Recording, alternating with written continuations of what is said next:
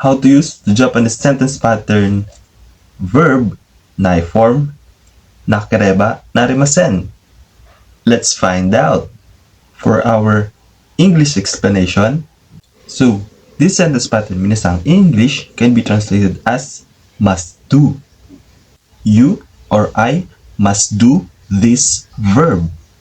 So here we need a na form of the verb followed by nakereba narimasen.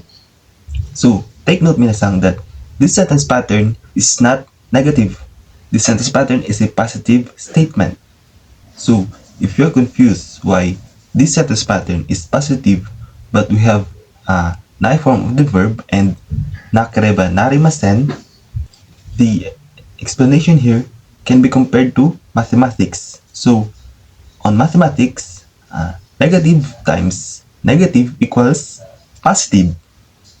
So in order for us to understand it more, let's give an example. Kusuri o noma nakereba narimasen. So this example in English can be translated as I must take or drink some medicine. So our noun form of the verb here is the noma.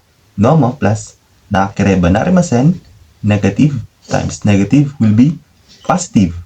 Our Taglish explanation. So yung sentence pattern na to minasang sa English ay pwede siyang i-translate as must do. O kung sa atin sa Tagalog ay kailangang gawin.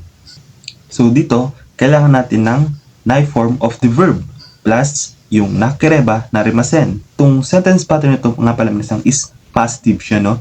Positive statement siya, hindi siya negative.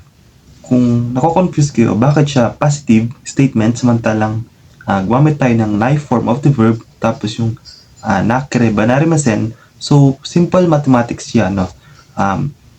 Sa mathematics, ang negative times negative equals to positive. So, ganoon din yung concept ng sentence pattern na ito.